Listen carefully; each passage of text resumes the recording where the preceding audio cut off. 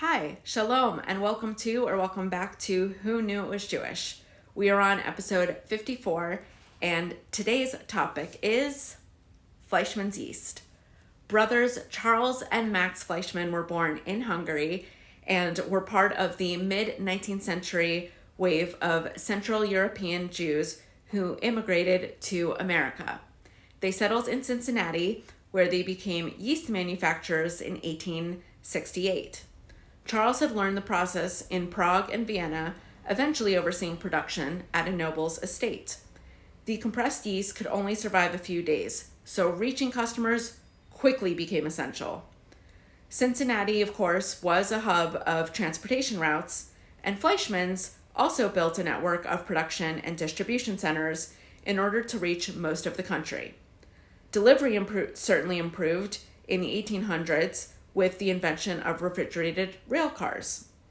The first major marketing coup was at the 1876 Centennial Exhibition in Philadelphia, where they featured a Vienna model bakery to demonstrate their product. The fair attracted 10 million visitors, many of whom stopped to sample their delicious bread.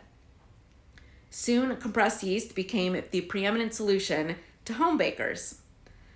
Another early marketing effort featured a promotional cookbook giveaway. Fleischmann's followed others in using this fairly new medium, continuing well into the 20th century. This company also offered wrapper premiums that you could trade in yeast package labels for free kitchen utensils. Now, also, within just a few years of starting the company, Fleischmann's added distilled spirits to their offerings, using the grain alcohol that was a major byproduct of yeast production. Adding juniper berries and other botanicals, they produced America's first distilled gin, with other hard liquors soon to follow. Now, I also do want to mention, while all of this ties the family into the American Jewish experience, their greatest related legacy is also their least recognized. In the late 1800s, saw prominent anti-Semitic discrimination aimed at wealthy Jews. More than once, they were denied entry at hotels and resorts.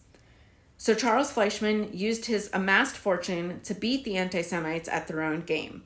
He purchased 60 acres in Griffin's Corner, New York, and created a resort village specifically for Jews. Eventually, he incorporated it as Fleischmann's New York, and the town grew to include mansions, summer homes, and hotels, many with kosher food to accommodate Orthodox customers. This famous resort town launched a classic 20th century Jewish phenomenon, vacationing in the Catskills, the so-called Borscht Belt that is incredibly linked with American Jewish popular culture.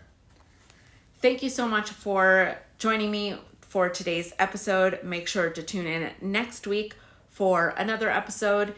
And don't forget that if you ever have a suggestion for this series, you can always direct message me on any of the social media platforms where Who Knew It Was Jewish is published.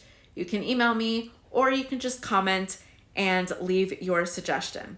If I pick your suggestion, I will not only make an episode about whatever topic it is you suggested, but I will also make sure to shout you out during the video. Thank you again so much for joining me, and I will see you all very soon.